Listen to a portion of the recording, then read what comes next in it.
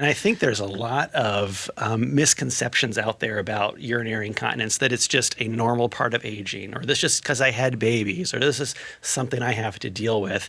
And, or I've heard that there's treatments, but those treatments they're really invasive, or they just don't work. And none of that stuff is true. But I think that people don't still know that it is an option besides seeing a celebrity put cute panties on, you know what I mean, that help with incontinence.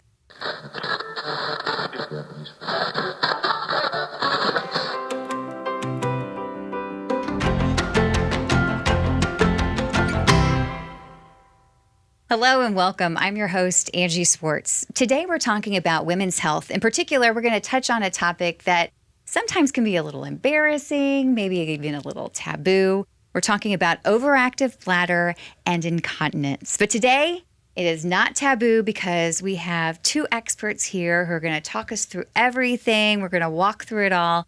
Dr. Travis Bullock and Dr. Elizabeth Williams. Thank you so much for being here. Thank you. Thanks for having us. The two of you are urologists with Helios Urology of St. Louis. You guys are actually trained in this subspecialty of this area, right?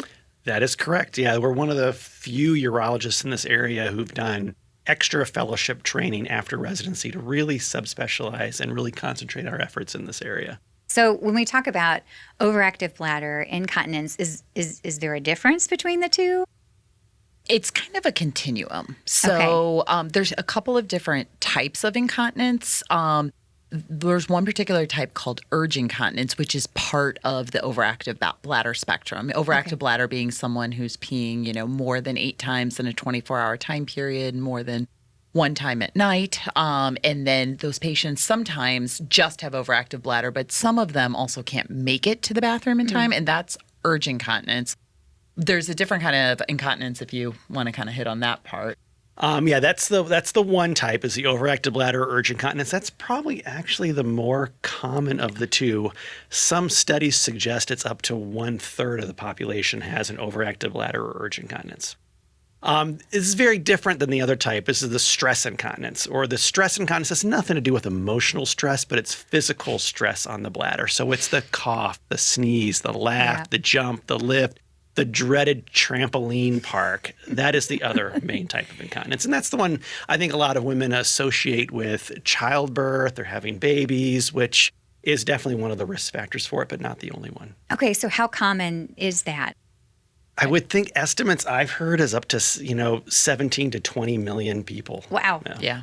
Okay, and yet it feels like, I just said, it's like this taboo thing that people don't talk about, or a lot of women just feel like, it's just part of being a woman, you just deal with it. But that's actually not something that people should be thinking. I would agree. Absolutely. I think what I see more now is, I wouldn't say that it's taboo any longer, because you have celebrities that are like doing commercials with their cute little underwear now that is for incontinence and that. So I think that they've destigmatized urinary leakage. What I think our biggest obstacle still is I've said this many times before, that the words normal and common are not the same things. It is not a normal part of the aging process to deal with overactive bladder and urge incontinence, but it certainly is a common part of the aging process. And so I think Travis and I spend a lot of our time explaining that there really are options. I think a lot of women, like he said, they think it's just something you just have to live with. I think my mom had this problem, and now, maybe I'm getting a little bit older and now I have this problem, but normal and common, they're just not the same thing. I think we're talking about it more, but I think that people don't still know that it is an option besides seeing a celebrity put cute panties on, you know what I mean, that help with incontinence. Or I've heard that there's treatments, but those treatments they're really invasive, or they just don't work. And none of that stuff is true. I mean, we definitely have lots of treatment options for these things. Some are surgical, but several of them are not surgical. Okay. Well, and I assume, too, that if you're just dealing with it, that takes a toll on life as well, right? If you start avoiding things. Absolutely. I think it can really change their quality. I always tell people, he and I are in the quality of life business, not the quantity of life business. We're not diagnosing cancer most of the time or things like that, but we certainly are dealing with things that are affecting their day-to-day life. And suddenly, maybe you only wear black pants when you go out. And I can't tell you the number of patients that I have, particularly as they start to get older.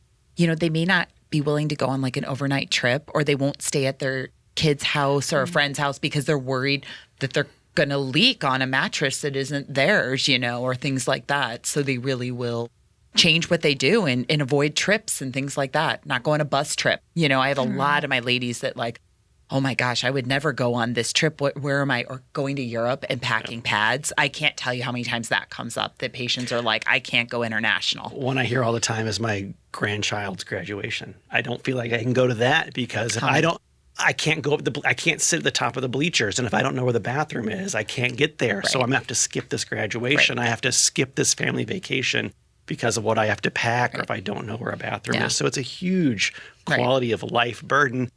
Also expensive. You think about all the cost that goes into buying pads. Think about probably falls, fractures. It's one of the top reasons for admission to a nursing home is urinary incontinence. So it is a huge quality of life burden. Yeah. Okay, there are things that can be done and many different options. Can you talk about what those options are? Let's talk about like overactive bladder and urge incontinence first, because those options are actually very different than the options for stress incontinence. And some of that is what I think we spend a lot of our time talking to patients about, because they'll come in and say, my friend Susie had something done 20 years ago and it didn't work, and we don't know what Susie's problem was. And a lot of the things that we have now weren't available to Susie 20 years ago. So I would say for the overactive bladder and urge incontinence, the first things we're usually talking about are kind of just getting a history to see what surgeries they've had in the past. I talk a lot about how much fluid are you drinking? When are you drinking that fluid? What is that fluid? Right. How much caffeine? Carbonation surprises people. I have a lot of ladies, like the new trends with sparkling waters and that sort of thing. They're like, oh, I don't drink caffeine, but they're drinking like 7 or 8 sparkling waters a day. That carbonation can be super irritating to the bladder and can induce urgency. Alcohol, those sorts of things. So honestly, there's a lot of them. And there's just, Gwyneth Paltrow on Goop told them to drink 17 times their body weight. And if they do that, then they're going to be healthy, right? So I'm not dissing Gwyneth Paltrow, but hater. But there's a lot of these things that some of this is just, to us, it's common sense. Yeah. But they're hearing from everywhere around them that like the more you drink, the healthier you are. And so some of the first things that we start with are the common sense, just behavioral modifications and things like that. So that's one of our first things. That's number one. Number two thing we always talk about is pelvic floor exercises, those Kegel exercises that all women are told about when they have babies. Very easy for me to tell someone to do Kegel exercises, but a lot of times people don't know how to do them correctly. They just don't know how to isolate those muscles. So one of the techniques we'll actually use for that, there's actually physical therapists out there who specifically treat women and men with pelvic floor disorders or urinary incontinence or chronic pelvic pain. So that's something we employ a lot. Yeah, it's really interesting, actually. I usually, as part of my exam, have everyone demonstrate a Kegel for me. And I will tell you, 80 to 85% of women don't do one correctly. I mean, they are doing butt thrusts. They are like using their abdominal muscles, but they're never isolating the correct, muscles. And I say it's hard because I can be like, Travis, how do I use my bicep? And you can show someone how to do that in public. The only way you can do that is to actually check. And so I always have patients that are like, I do 100 Kegels a day. I'm like, you could do those, what you're thinking you're doing, like until you're blue in the face, and it's not going to do anything for you. So I think we're both a big proponent of PT. Next level beyond that for overactive bladder and urge incontinence, we're usually talking about medication therapy at that point in time.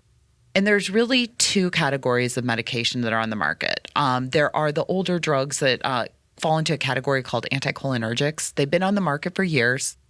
They usually, most of them are once a day. Sometimes a couple of them you have to take twice a day. Side effect profile is the big issue with them. They can cause dry eyes, dry mouth, constipation. And depending on the individual drug, there is some potential increased risk of cognitive effects. So we're very careful with our usage and who we're kind of recommending those to. There is a newer category of medication if you kind of want to talk about that. Yeah, other than anticholinergics, there's another class of drugs called beta-3 agonists. And what these are is these anticholinergics and these beta-3 agonists, they're receptors in our bladder that can either be blocked or stimulated to help this problem. And one of them blocks one of those receptors and one actually stimulates that receptor in order to relax the bladder. These beta-3 agonists, there's two on the market. One of them is generic now, but they're still more expensive in general than the anticholinergics. They have we call it a better side effect profile, which means they have less side effects. But if you honestly ask me which one of these medicines work better, I don't have a strong feeling that one of them really works better than the other. It's really about side effects. One of them has dry mouth, constipation, and some worries about some cognitive side effects or some issues with memory, where the other one has very few side effects, maybe stuffy nose, maybe some changes in blood pressure. But the sort of expense always tends to sort of factor into the equation with these medications. Yeah. Sure. So the medications, though, I will tell you, this is where a lot of the patients get what we call stuck. Their primary maybe started them on one of these medications and they either didn't like the side effect or they went to the pharmacy and it was too expensive, so they never filled it or things like that. And I think this is where a lot of the patients fall off and say, well, my doctor gave me a medication, it didn't fix the problem, so I guess this problem just is not fixable.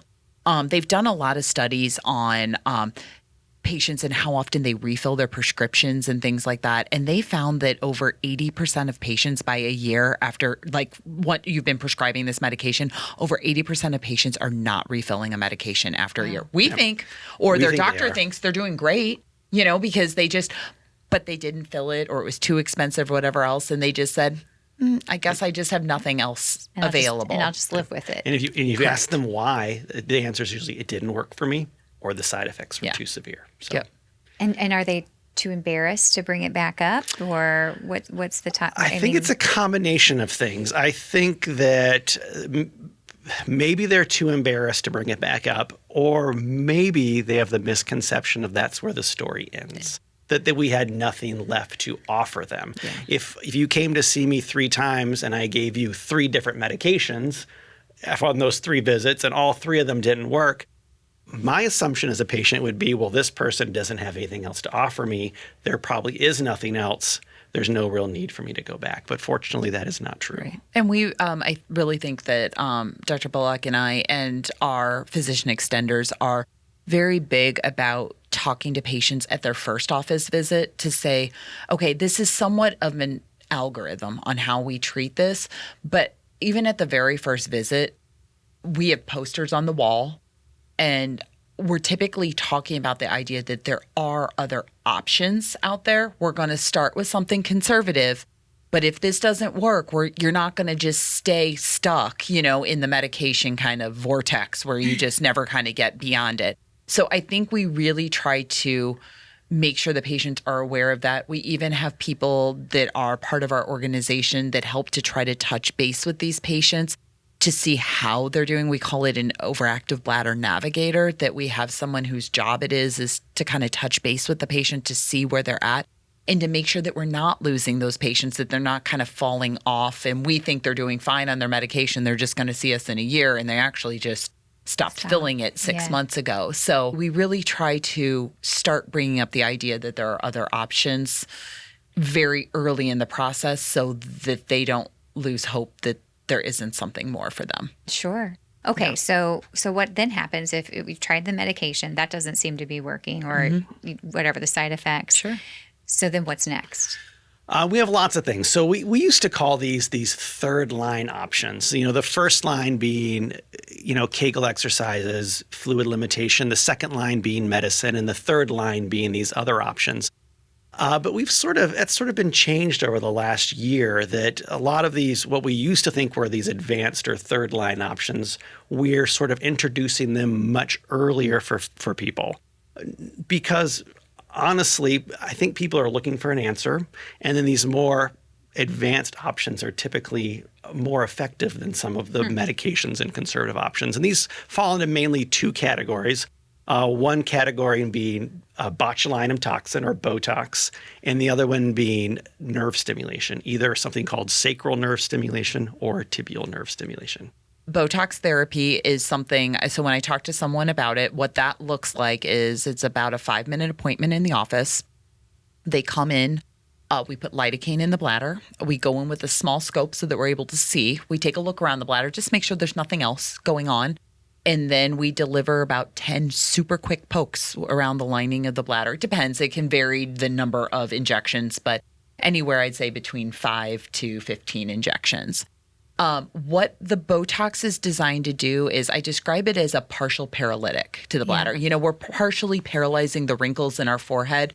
We're partially paralyzing the muscle of the bladder so it's not overly contracting so that the patient can hold their urine better, longer, with better control getting to the bathroom.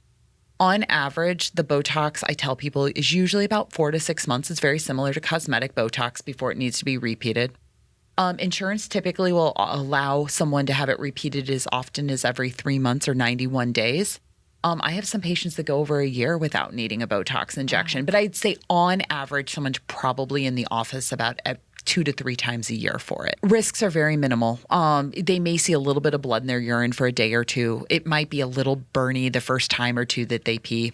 The Botox usually fully kicks in for most patients within about a week to 2 weeks. If anyone's ever had cosmetic Botox, you know, in the next day, your muscles are not fully paralyzed right away. It does take a little bit.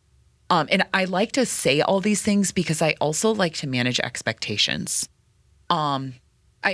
Just to circle back, I'm going to talk a little bit more about Botox, but as Dr. Bullock kind of mentioned a minute ago, people want something done about it. I really do spend a lot of time on overactive bladder and urgent incontinence explaining that this is more like having high blood pressure and diabetes, and this is a management strategy.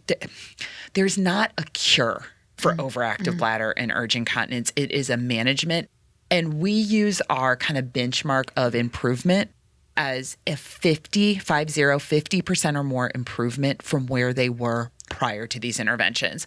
I tell people, I hope you're 100%. And there's a lot of people with Botox that are 100% better. But if you're coming in wearing 12 diapers a day and peeing 22 times a day, and you have limited mobility and other things like that, you're probably not going to pee 4 times a day, never wear a liner, and be perfect, you know? So I do think we also spend a lot of time talking about expectations. But yeah, the Botox can be extremely effective.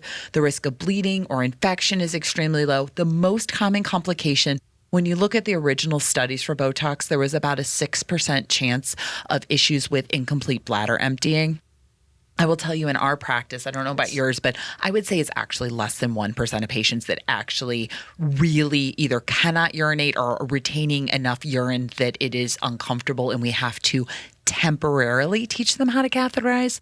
And by that, I mean maybe for a few weeks to a month at the most that they would have to do that. That's what people worry about. And we definitely tell everyone, full disclosure, and I always tell people, I never know if you're going to be the one who's going to end up having to catheterize. But it's a pretty rare side effect. And the nice thing is Botox is something that is available to somebody pretty much until the day they die. You know what I mean? I think there are some, Dr. Bullock's going to talk about some of these neuromodulation options. And depending on the neuromodulation options, some patients will start to get to an age that they're kind of aging themselves out of some of these options. But I mean, I did an 89-year-old today. So, I mean, it's definitely something that is available throughout their entire life. Yeah. So. Okay. All right. So neuromodulation. Okay, stick with me. This is a fantastical thing I'm going to tell you. You may not believe this really exists, but it's real. So neuromodulation for urgent incontinence and overactive bladder has been around for over 25 years, almost 30 years. So this is not a new idea. It's been around for a long time, but few people know about it because so few providers actually offer it. So neuromodulation is a way of changing our nerves or stimulating our nerves in order to calm our bladder. Also works for bowel-related issues as well. So how it works. So we all have these little holes in our tailbone, and these little holes are called foramen. And they're natural holes. They're there. We're born with them. Through these holes in our tailbone, there's nerves. So these nerves come out of our spinal cord, and then they fan to our pelvis. They go to our bladder and bowels. Then they take off, go all the way down our legs, all the way to the tips of our toes. And these nerve roots control several things. They control our lower extremities. They also control our bladders. Well, very intelligent people 25, 30 years ago realized that there are certain nerves in our pelvis that can affect bowel and bladder control. So they started working on that, and they came up with a device for bowel and bladder control. There's a few of them on the market, but generally how it works is we place a small electrode just underneath the skin, probably a few inches underneath the skin, that touches the nerves that go to the bladder and the bowel. And then we do a trial. So we test it. So that's one of the nice things about this thing called sacral neuromodulation is we can test this. Okay. This small electrode under numbing medicine is placed near these nerves to our bowel and bladder. And then it's really soft. It comes out of the skin and we just tape it to you. And then you wear an external battery on a belt for a week. And you keep a diary and you try it out. And then you see if this sacral nerve stimulation or this sacral neuromodulation, these little low voltage signals are delivered to the nerves to your pelvis. You see if it helps your bladder or bowel issue. Come back in a week. We just disconnect the wire. We pull it out. It's not a big deal. And then if it works for you, you have the option to make it permanent. Okay. And by making it permanent, we implant a small device in your body that will run your bladder and bowel. And that device can last up to 10 to 15 years, delivering these small little voltages, little electrical stimulation to your bladder or your bowel to calm down these overactive bladder and urgent incontinence issues. Wow. If that doesn't sound interesting enough, that same nerve, I remember I said, takes off and goes all the way down to the tips of your toes. There's another nerve right on the inside of your ankle, and it's called the posterior tibial nerve. And that nerve also contains nerve fibers that control your bladder. And then there's small devices that can be implanted, believe it or not, in your ankle to affect your bladder control. Those can be done under local anesthesia. So, when we talk about, if you're talking about my ankle, that has to be a fairly small device. They are very small. I would say they are under the size of around the size of maybe a nickel. So they're small. And those devices, there's 3 of them out there on the market, and they can last anywhere between 2 and 15 years as well, depending on the specific device chosen. So side effects of that? So of neuromodulation in general, side effects are, if it's put under, there's surgery that could be going on. It's not a general anesthesia, so it's not a surgery where we place a tube down your throat. Yeah. It's a sedation similar to a colonoscopy. So it is a potential surgical procedure.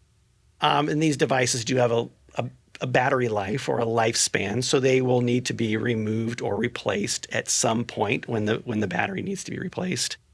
Very, very small risks of bleeding or infection, but generally these things are well tolerated and work well. Now, when we talk about these stimulators, is that what you would call those? Now, those can those be placed by any doctor, or are there certain doctors that do you have to specialize training? The tibial implants, the ones in the ankle, those are newer to market. And so there's really not a whole lot of, definitely general urologists that are doing it. It's definitely in the hands more of those that have advanced training, urogynecologists, whether coming from a urology or a gynecology background. But I would say that in general, the thought is that most of these, because there is an art to placing it and to really maximizing, the better the placement, the better it works.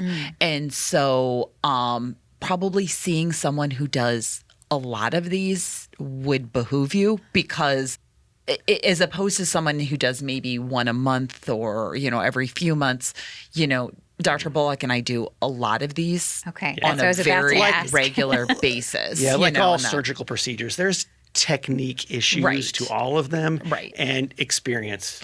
It's does experience, matter. and he and I both actually trained under one of the urologists who was part of the original kind of launching of the first sacral neuromodulation device. One other thing I did want to mention about it is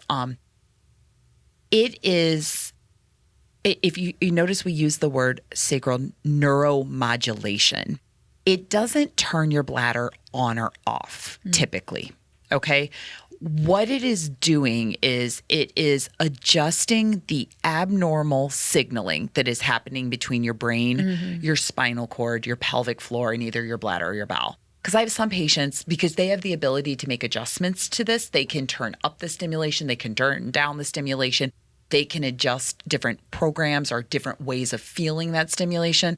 And so some of my patients are like, so do I have to turn this on every time I need to go pee? They push a think of button it, or- yes. So they think of it a little bit like, in the world of urology, there are like men who are very incontinent after prostate cancer. And we put in something called an artificial sphincter where they literally have to press a button to be able to go pee or things like that. This device doesn't make you go pee or not make you go pee. What it does is it tunes out all the background noise. I always love Travis's description to his patients that you want to tell them about your symphony? Yeah, tell them the symphony idea. People, and this may sound technical, but when people ask me, how does neuromodulation work? I sort of tell them this, like, so what's going on with your bladder, with this overactive bladder? It is constantly sending all these abnormal signals to your brain at a very fast pace. I'm full, I'm full, I'm full. I gotta go, I gotta go. These signals are just bombarding your brain. It's sort of like if you go early to the symphony before it starts and everyone's kind of warming up. You know, the violins are screeching in this corner and the trombones are playing in this corner and the cymbals are over there. The clarinets are in the back and everyone's just completely out of tune. It just sounds like noise, sounds terrible. But then the conductor comes in, and that's the neuromodulation. The conductor comes in and just smooths out all that abnormal noise to turn it into music. And that's how I explain to people it works. It's a little bit difficult to grasp in general until you explain things that way. Yeah. So I just wanted to make sure people understand that this is not going to be a turn off, turn on your bladder sort of thing. They're not going to need to do a lot of maintenance. You know, it's not like they have to take a device out several times a day and be like, okay, I need to go pee now. Let me turn it on. You know, it's just in the background helping with the coordination. That's what I was going to say. Once it's placed, I mean, do you just kind of forget about it? That's the goal. That's the goal. I mean, patients who have these devices do have a cell phone-like device where they can turn it on, turn it off, turn it up, turn it down, but that's not used very commonly. Most people put that in a drawer and kind of forget about it, and they go to use it and the charge is out. And it's not something you interact with on even a daily, weekly, or monthly basis. Generally, we once we implant these devices, our really goal is for you to get back to some normalcy, not be always doing something with your device. Okay. And one of the really cool new things about these devices in the last few years is I think the biggest hiccup for a lot of the patients was issues. It's a metal device, right? Mm-hmm. So MRIs were the big issue. You know, you're talking to somebody and she's like, well, I'm 55 now, but what if I need an MRI when I'm 70? And some of the original devices were not full body MRI compatible, and they were very worried about that. And in the last 5 years, the game has changed. All of the devices that are currently available on the market are conditionally, and we use the word, each one's a little different in that, but they are conditionally full body MRI compatible, essentially. So it's really not the restrictive. You don't have to guess, like, am I gonna hurt my hip and need a hip MRI in the future? You know, am I gonna have an abnormal mammogram and need a breast MRI in the future? So I would say that's one of those things that I think people worry a little bit about an implantable device. They also always ask us about going to the airport. Yes, that's what I was thinking. Yeah. So you do carry a card that says you have an implantable device, very similar to like if you've had a joint replacement or things like that. So they have a card so that TSA, you can show it to them. And then a lot of times they'll take you through a different way, and they'll just some of them do, some of them don't. Will screen you just the same way they do if someone has an artificial joint. Yeah, some of these devices are not large enough to set off the airport screen. Yeah, either, exactly. So. But it's no different than if somebody was going through who has a pacemaker or a deep brain stimulator or a pain stimulator or all these other sort of things. Yeah. So yeah. So, I mean, everything we just discussed from behavior to stimulator, I mean, I guess it just depends on where someone is in their journey. Yeah. Yeah. And it doesn't mean you can't have, we call it multimodal therapy. It doesn't mean you can't do multiple things. Like some people will say, I have this big family event coming up soon. I'm really interested in that neuromodulation, but there's more steps involved.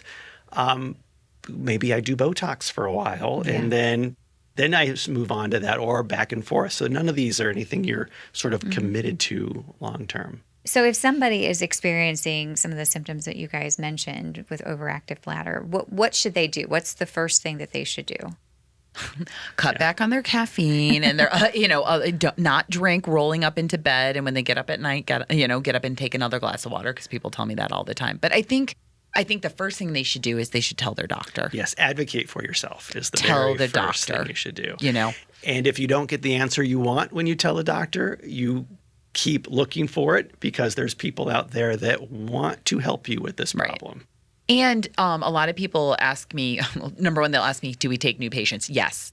We always take new patients, always. You can make an appointment directly with one of us. I mean, obviously, if you have a particular insurance that does require a referral, I mean, there are a few like that. But I think a lot of people are like, does my gynecologist or my primary doc need to refer? No, unless your insurance requires it, just make an appointment with one of us. We are part of a very large urology practice, but our kind of area of expertise is very focused, the two of us.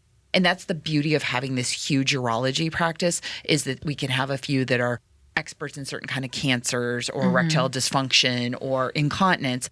And so our partners, we've really kind of trained them to not let those patients get stuck in the medication vortex, that they may see them for an initial visit because maybe they have a sooner opening, but those partners now know that we want to do this, and they are really moving those patients then, that if the first thing is not working, they're bringing them onto us, Yeah. And I think previously the guidelines have also, for our societies, have changed over the last few years. It used to be very much like that algorithm I mentioned where you had to try A and then B, and then if that didn't work, then you could go to C, D, or E. But these patients, they don't have to spend 6 months in this trying everything else before they get to these options. And thank goodness, because our governing bodies have made these kind of new suggestions, the insurances are starting to follow suit. Because you need the American Urologic Association or the Society for Urodynamics and Female Urology to say, hey, the patient doesn't actually really need to try 2 or 3 medications and this and that in order to be able to do it.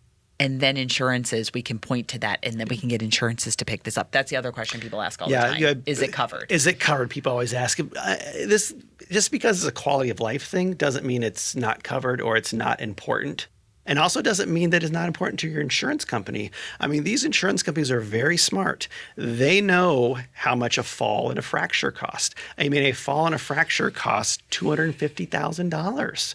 With a hospital stay and a surgery, they know that incontinence is a risk factor for falls and fractures. So they want you to be dry as well. You guys are fun to talk to. You have a lot of experience with all of this, which I appreciate. And you have a passion for it. You can tell by how you talk about it. Why did the two of you both go into this? Well, urology in general, I went to medical school knowing I wanted to be a surgeon. I actually thought I was either going to be a pediatric or a neurosurgeon.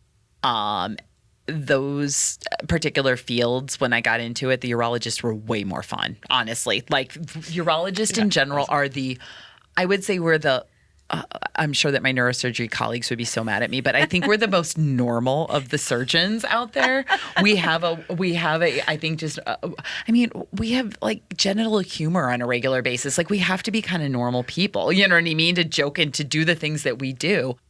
So I really loved the urologist I came in contact with. And then I knew I was going to be a female urologist coming back to the St. Louis area. I knew females were going to want to see me. And so I really wanted to get good at doing something, as opposed to dabbling in a lot of things. I wanted to get really good. And the other thing is, someone was 2 years ahead of me in residency and was a role model, honestly, for me. He was 2 years ahead. He was my senior resident when I was a junior resident, and he was going to do this fellowship. And I'm like, this sounds pretty cool. And then I think we always thought like it would be really cool if we could end up doing this together one day. So yeah, we've been together for 21 years now. And I echo all those things you said, and I really love taking care of quality of life issues. I knew I wanted to do a surgical specialty. The great thing about urology is you can have these longer relationships with patients. Yeah. And then we also treat everybody in the whole spectrum of life. We have very young people, and I have cute little grandmas too. So I have really the broad spectrum. Yeah. I'd like to say I did it for the jokes, and yes, that's probably part of it. But it's a great field, especially our field doing female urology or urogynecology. It's make huge impacts on quality of life with things that we would consider very small interventions for the most part, not big invasive things. Not everything needs to be a surgery. We can make some we can make some behavioral suggestions to you, physical therapy. Yes, there's procedures, but things are highly effective. People are generally happy. I don't have to deliver a lot of bad news, which is something I love about our field. We get some of the best letters too. Yeah. We didn't hit so much on stress incontinence, but I mean, some of, I've gotten letters for both incontinence and prolapse and different kinds of incontinence things. But like one of the coolest stories was I'm a runner and I was out doing this relay, this all day relay with a couple of friends and this woman runs up to me and is like, Dr. Williams. And I was like, hi. And she's like, I'm not wearing a pad right now. And so she was running the relay race, the same one I was doing. And she literally announced to a crowd of hundreds of people that she was not wearing a pad as she was running this race with me. So, I mean, how awesome is that? We're not curing cancer, but like, it's awesome when we get letters. And I see all the letters that he gets from his lovely ladies that tell him, how he's changed the quality of life. I mean, it's awesome, It's a great field. Yeah. And you mentioned being a woman doing this. There aren't many, right? There's not. Like I guess my claim to fame has always been that it's hard to say it correctly. So I am the only female in the St. Louis area who is urologically trained, who is fellowship trained in female urology, and I think to this day I still am. There are people who've come from a GYN background and are urogynecologists from a GYN background, but who actually did a fellowship. I'm the only female and still the only female currently in this big urology practice too. Wow. So, so it's really, it's nice. I mean, I'm glad that I get to serve the ladies. I'm starting to become one of the ladies that I get to serve, as far as I'm in that target age group now, it seems like, I was young when this first started, but, You're still young. Cool. When we were talking about, how you stand alone kind of in that section. And then for you, I mean, you're doing some things that only a handful of people are able to do, correct? Yeah, and there is some, we mentioned there's some of these neuromodulation devices. There are some newer things that have been FDA approved even in the last, month. That I have experience with, and Dr. Williams will very soon have experience with. Where we can do different forms of neuromodulation. I mentioned that one that's a sacral neuromodulation, where traditionally the implant would be about the size of a book of matches. So it's a small pacemaker. There's another device on the market now that's actually the size of the matchstick, not the book of matches. And then there's a whole series of those tibial nerve stimulation devices now that are very new on the market. And one of the newer ones now is good for 15 years. So very long-term treatment options for folks. All right. Well, thank you so much. This has been really interesting. Yeah. And if you have a problem, like we said, quality of life. I mean, life's too short. Get out there and get some advice, talk to some people, because there's probably something that can be done. Exactly. Absolutely. Yeah. Dr. Bullock, Dr. Williams, thank you so much. Thanks for having us.